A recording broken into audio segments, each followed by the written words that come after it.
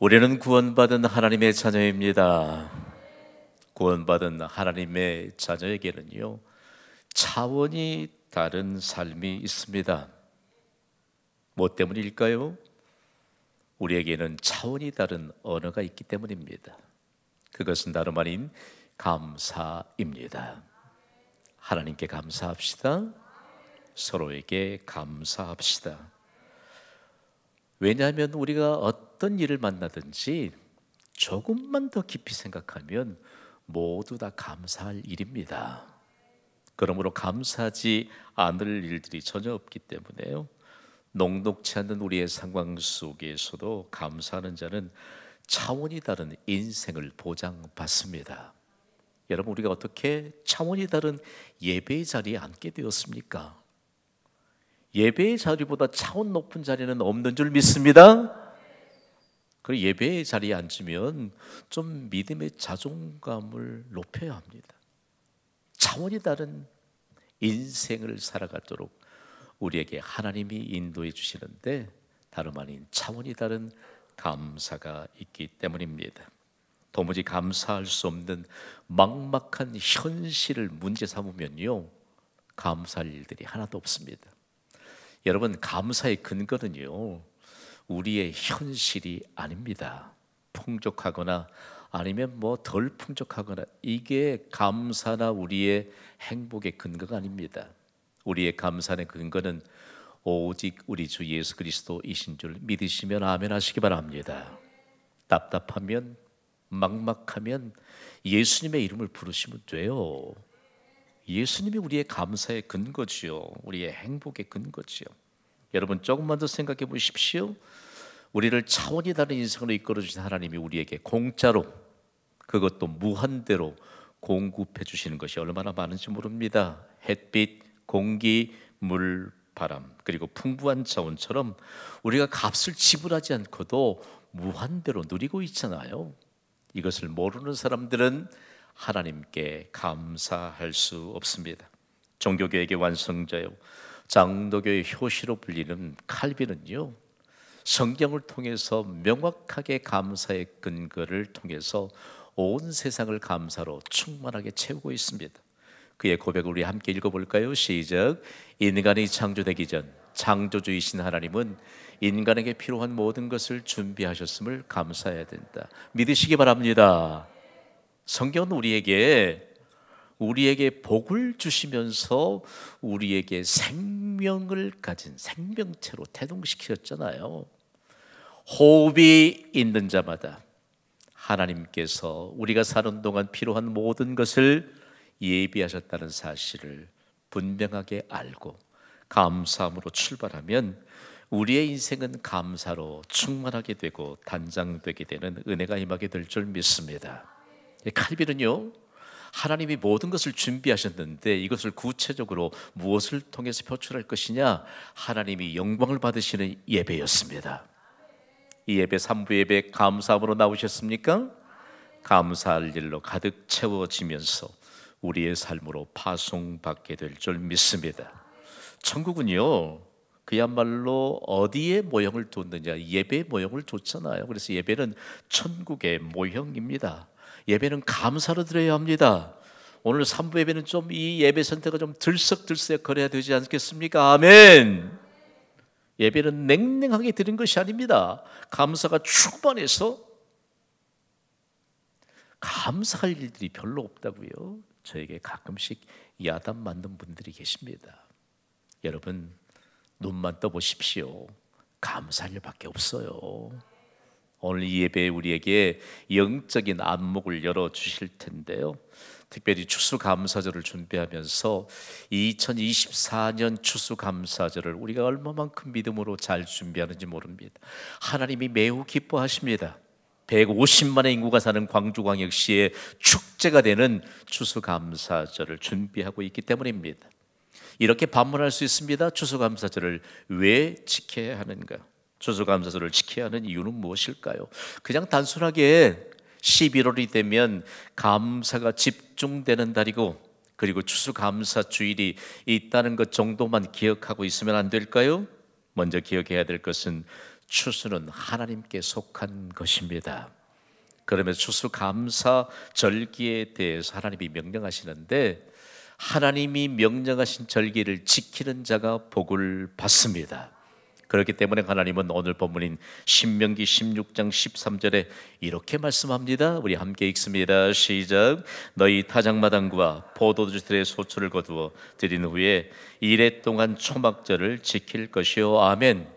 아니, 1시간 동안 감사로 예배 드리는 것도 잘 안 되는 분이 있는지 몰라요.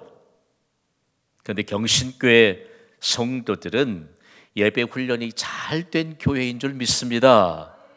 그런데 하나님이 7일 동안, 이레 동안 초막절을 지킬 것이다. 신명기에 하나님이 명령하신 초막절은 곡식을 거두어 두어서 가을에 거두어들인 곡식을 저장하는 절기인, 즉 추수감사절의 기원입니다. 추수감사절의 기원은 초막절이고요, 출애굽기에는 수장절이라고 하는 절기를 하나님이 명령하시면서 추수감사절을 지키라고 말씀합니다. 그런데 하나님의 명령이 참 놀랍습니다. 여러분, 하나님의 명령은 곧 하나님의 약속이 따른다는 사실을 믿습니까? 믿으셔야 돼요. 그런데 놀랍게도요, 지금 이 말씀이 선포된 때는 아직 가나안 땅에 이스라엘 백성들이 들어가서 농사하는 때가 아닙니다. 40년 동안 하나님은 농사가 안 돼요. 지을 수가 없어요. 아무리 사람이 수고하고 땅을 파고 씨앗을 심어도 곡식 한 톨 거둘 수 없는 곳이 광야입니다. 그때 하나님이 이스라엘 백성들을 어떤 양식으로 먹이셨나요? 종합 영양식인 만나를 먹이셨습니다. 40년 동안 이스라엘 역사를 조금 면밀히 들여다보면요, 다이어트 걱정하는 사람 한 사람도 없었대요. 그 음식 먹고 내 건강에 유익할까 유익하지 않을까 염려하는 사람이 한 사람도 없었습니다. 기적의 양식, 종합 영양식인 만나를 40년 동안 먹이시면서 너희가 이제 약속의 땅 가나안으로 들어가서 농사를 지을 것인데 그곳에서 곡식을 거두어 들이면 초막절을 지키라. 추수의 근거가 되시는 하나님께 속한 추수에 대해서 감사절기로 지키라는 말씀입니다. 며칠 동안 지키라고 했지요? 이레 동안 초막절을 지킬 것이요 라고 말씀하셨습니다. 그런데 왜 7일 동안이나 필요할까요? 우리가 오늘 마음에 좀 단단히 새겨야 될 것은 이 추수감사절은 신앙을 전수하는 절기이기 때문입니다. 적어도 일주일 동안 일상을 중단하고 가족들을 전부 모아놓고 특별히 부모가 자녀들에게 신앙을 전수하는 절기이기 때문에 일주일 동안 감사함으로 절기를 지켰던 것입니다. 여러분 생각해 보세요. 저는 초막절을 연구하면서 두 주먹을 불끈 쥘 수밖에 없는 하나님의 강력한 메시지.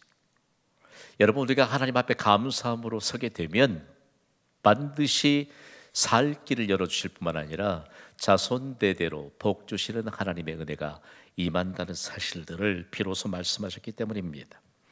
이스라엘 백성들이 광야에 살 때 튼튼한 집을 짓고 살았나요? 아니면 이동용 천막에 살았나요? 이동용 천막에 살았습니다. 텐트를 걷어야 합니다. 하나님이 낮에 구름 기둥을 떠오르게 하셔서 구름 기둥이 움직이기 시작하면 그것이 아무리 좋아도 구름 기둥을 따라 하나님의 인도하심을 따라 천막을 거두고 이동해야 합니다. 잘 들어보십시오. 오늘 이 예배가 하나님의 말씀에 순종하는 훈련의 과정이 된다면 순종하는 자에게 아낌없이 주시는 하나님의 약속은 우리의 것이 될 줄 믿습니다. 중요한 것은 하나님 앞에 순종에 대한 훈련이 잘 되지 않으면요, 믿음은 항상 제자리 걸음입니다. 아니요, 더 떨어질 위험성이 높습니다. 그리고 하나님이 인도에 가시면 구름 기둥이 멈추는 곳에 반드시 멈춰야 됩니다. 좀 더 가고 싶은데 아니요, 하나님이 멈추라고 하시니까 그곳에 멈추고 다시 이동용 천막을 쳐야 합니다. 이런 40년 동안의 광야 생활에 익숙해진 것은요, 하나님 앞에 순종입니다. 하나님이 말씀하시면 아멘으로 화답하시기를 주님의 이름으로 간곡하게 부탁을 드립니다. 그런데 이제 가나안 땅에 들어가면 더 이상 이동형 천막에 살아야 될 이유가 없습니다. 필요 없습니다. 그런데 그곳에서 40년 동안의 광야 생활을 기억하면서 곡식을 거두어 들이는 가을 추수기에 초막절을 지키라. 초막이라고 하는 것은요, 나무 가지와 나무 잎으로 얽히설키 엮어서 겨우 한 7일 동안 가족이 그곳에 머물러 지낼 곳을 얘기합니다. 그런데 하나님이요, 가나안 땅에서 자라는 아름다운 나뭇가지를 꺾어다가, 그리고 가나안 땅에 있는 아름다운 나뭇잎을 가져다가 초막을 짓고 그곳에서 일주일간 하나님께 감사의 절기로 지키라는 것입니다. 자, 나뭇가지로 그리고 잎으로 임시 초소를 만들었는데 밤 하늘을 바라보면서 저녁에 가족이 함께 누우면 밤하늘의 별이 보입니다. 광야 생활이에요. 그야말로 하나님께서 가족들이 함께 이동형 천막에 누워서 하늘을 보면 밤하늘의 별이 빼곡하게 반짝이는 것을 보면서 사실상 자녀들에게 신앙을 전수하는 그런 과정이었거든요. 밤하늘의 별이 반짝입니다. 여러분에게 묻습니다. 밤하늘에 반짝이는 별을 누가 지으셨게요? 1부, 2부에는 잘 대답을 안 하려고 하세요. 좀 대답 좀 해보세요. 밤하늘에 반짝이는 별을 누가 지으셨게요? 하나님이요, 하나님. 자녀들이 그렇게 대답합니다. 밤하늘에 반짝이는 별을 누가 지으셨게? 하나님이 지으셨다고 대답합니다.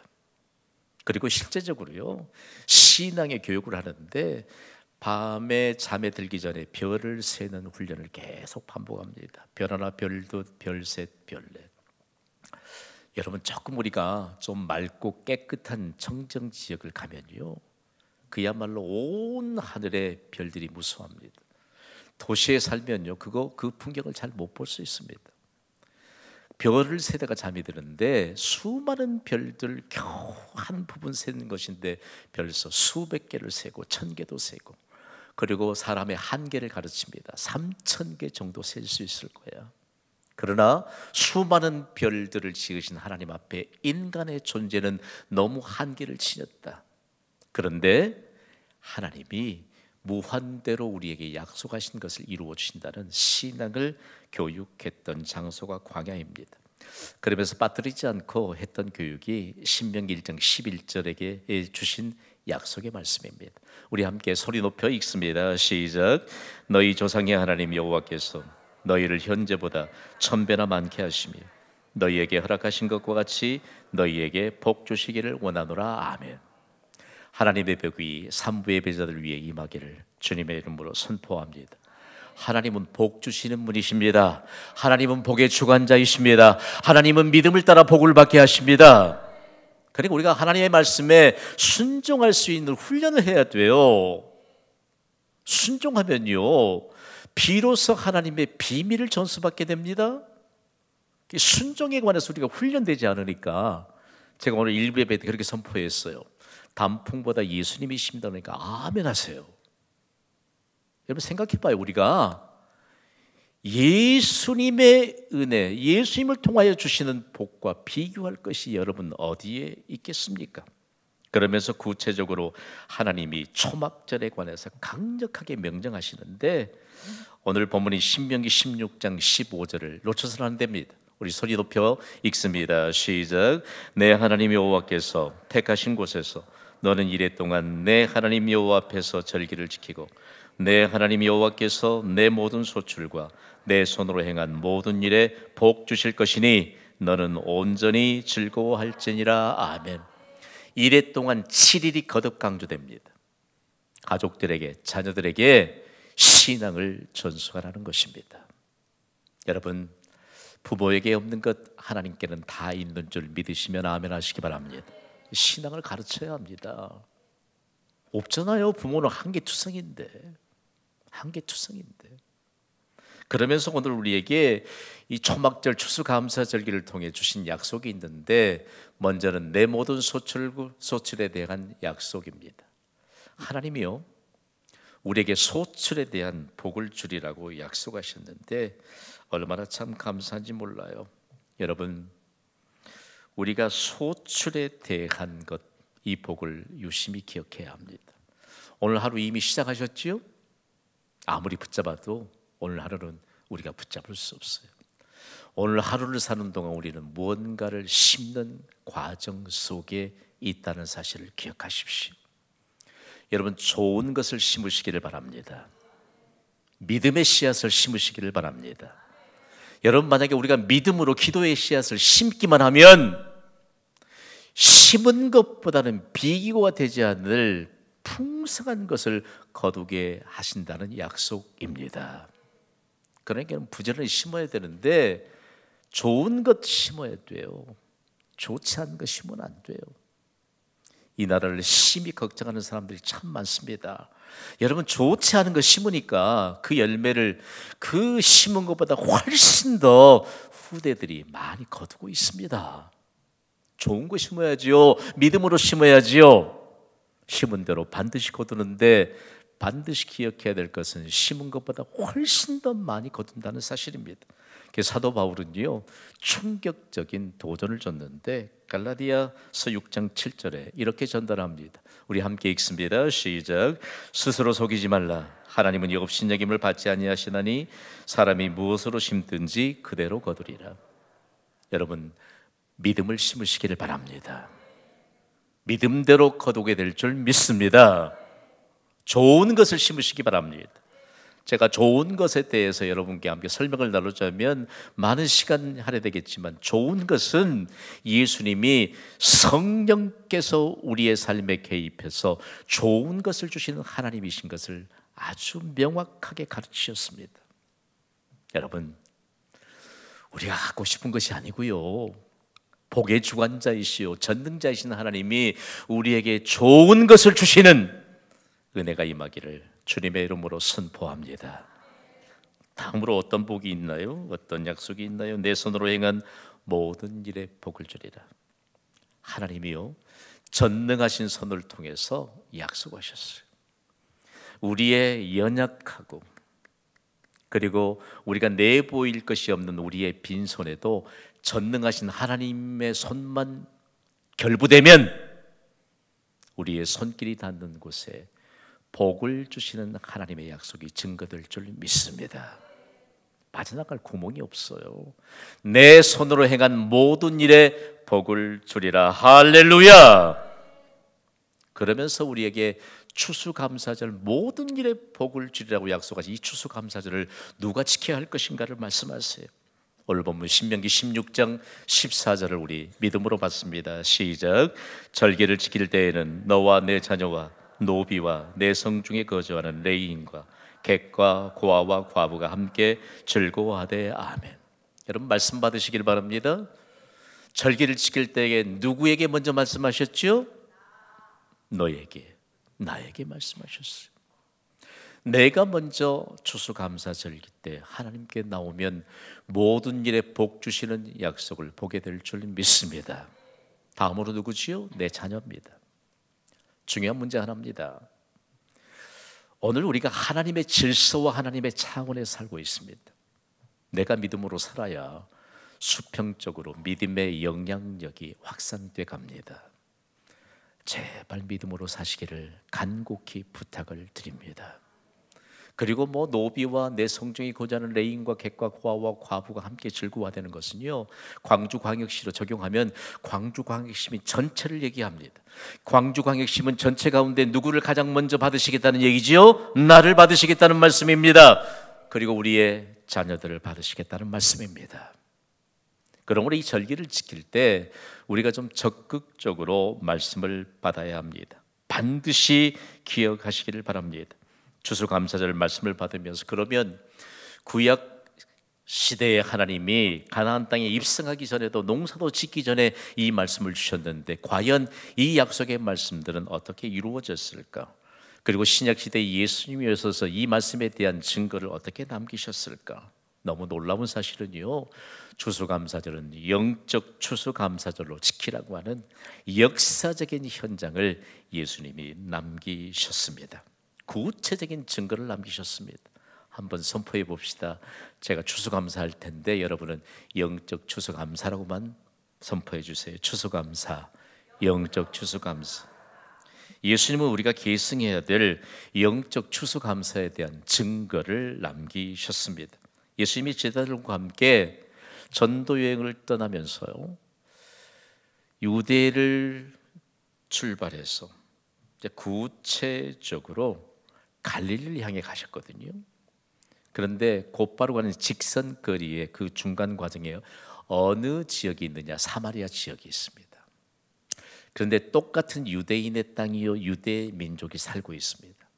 그런데 사마리아는 온갖 혼합 종교가 깊이 뿌리 내려 있는 지역입니다. 혼혈아들이 많고, 그리고 그곳에서 혼합된 종교들이 너무 많아서 유대인들이 멸시했습니다. 저기는 하나님을 향한 믿음이 없이 각종 우상 숭배가 범람한 곳이다. 그러면서 유대인들이 그 마을에 이름을 지었는데 수가라고 하는 마을 이름입니다. 수가라고 하는 이 마을의 이름은요, 그곳엔 허위가 많다, 술주정뱅이가 많다, 그리고 우상숭배자들의 삶으로 넘쳐난다는 이런 의미로 불명예스러운 이름을 붙여주었는데, 정상적인 유대인들은 그 마을을 통과하지 않습니다. 지나가면 손해거든요. 손해, 나쁜 영향력을 받고, 그리고 도무지 기대할 수가 없는 곳이기 때문에 통과하지 않습니다. 그런데 예수님이 그 사마리아 지역을 통과하십니다. 제자들은 울퉁불퉁했습니다. 그러면서 한낮이 되어서 수가라고 하는 동네에 우물가에서 예수님은 잠시 쉬고 계시고, 제자들은 양식을 구하기 위해 마을로 내려갔습니다. 제자들이 얼마나 울퉁불퉁했겠어요. 왜 이 땅을 통과해야 되느냐? 그런데 그때 그 지역은 한낮이면 뜨거운 햇빛이 내려쬐기 때문에 아무도 활동을 하지 않습니다.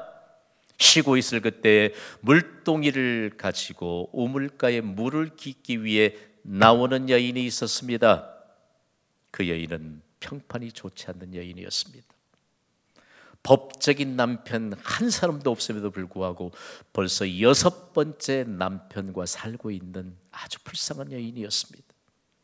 그 마을 사람들은 그 여인을 향해 가십거리를 삼았고, 그리고 온갖 쓴소리를 다 내뱉었고, 그 여인이 보이기만 하면 피해갔고, 그 여인도 마찬가지로 마을 사람을 피하면서 살았습니다. 그런데 여인이 우물가에 물을 길러 갔는데 웬걸요, 그날은 유대인 남자가 거기에 있는 것입니다. 유대인 남자들은 얼마나 사마리아에 사는 사람들을 멸시하고 조롱했는데 그 말을 듣고 싶지 않았습니다. 그래서 제발 저 유대인 남자가 나에게 말만 걸어오지 않으면 너무 좋겠다. 그러나 예수님은 그 여인의 속에 있는 모든 것까지 다 끄집어냅니다. 그리고 영적인 목마름까지도 해소시켜 주십니다. 그랬더니요, 그 여인이 물을 길러 왔다가 가장 중요한 것이 물동이 아니겠어요? 물동이를 버려두고 이제는 마셔도 목마름을 더해주는 그 물을 찾는 것이 아니라 영적인 목마름이 해소됐기 때문에 그는 물동이를 버려두고 마을 사람들을 향해 갑니다. 있을 수가 없는 일이잖아요. 마을 사람들을 피해서 살았던 그 여인이, 마을 사람들은 그 여인을 반기지도 않는데 마을 사람들을 향해 뜀박질하듯이 뛰어갔습니다. 자신의 부끄러운 모든 이전의 상황을 다 알고 계시는 메시아이신 예수님, 그 고통스러운 과거와 현재까지도 해답을 주시는 예수님을 만났기 때문입니다. 그리고 그 여인이요, 자기가 만난 예수님께로 마을 사람들을 초대합니다. 오늘 보면 요한복음 4장 20절은 이렇게 기록하고 있습니다. 우리 함께 읽습니다. 시작.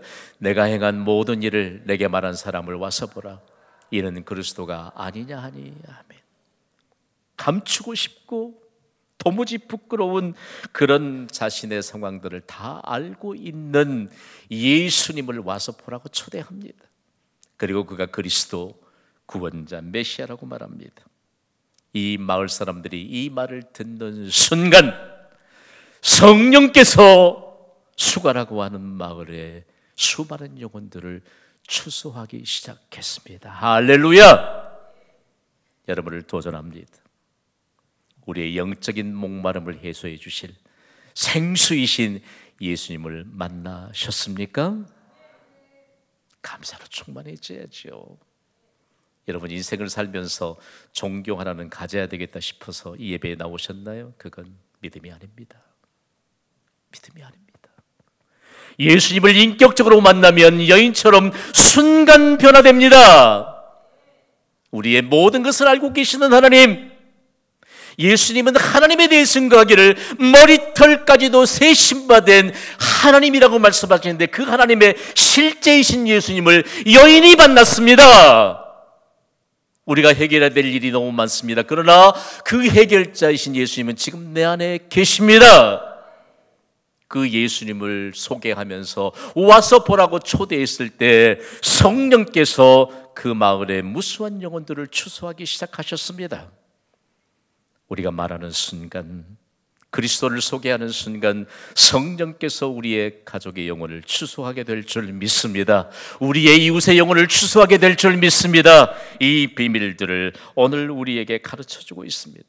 여인 말, 죄송해요, 마을 사람들이 귀담아 듣지도 않는데 어떤 결과를 가져왔을까? 요한복음 4장 29절을 한번, 30절을 한번 보세요. 그들이 동네에서 나와 누구에게 나왔지요? 예수께로 오더라. 마을 사람들은 줄을 지어 예수님께 나오는 이 상황들을 바라보면서 제자들에게 충격적인 선언을 하셨습니다. 오늘 보면 요한복음 4장 35절입니다. 우리 함께 읽습니다. 시작. 너희는 넉 달이 지나야 추수할 때가 이르겠다 하지 아니하느냐? 그러나 나는 너희에게 이르노니 너희 눈을 들어 밭을 보라. 희어져 추수하게 되었도다. 아멘. 이 말씀은 좀 해석이 필요합니다. 당시 예수님이 계시던 사마리아 지역, 즉 팔레스틴 지방에는요, 밭에 곡 씨앗을 심으면 4개월이 지나야 추수할 수 있습니다. 아직 밭을 보니까 추수할 때가 아닙니다. 그러나 그 아직 추수 때가 되지 않는 그 밭 사이로 마을 사람들이 흰 옷을 입고, 사마리아 사람들은 흰 옷을 입었거든요.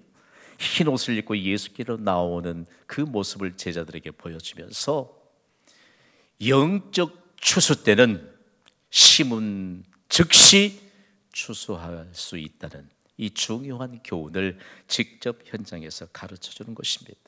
제자들에게 너희 눈을 들어 밭을 보라. 희어져 추수하게 되었도다. 할렐루야.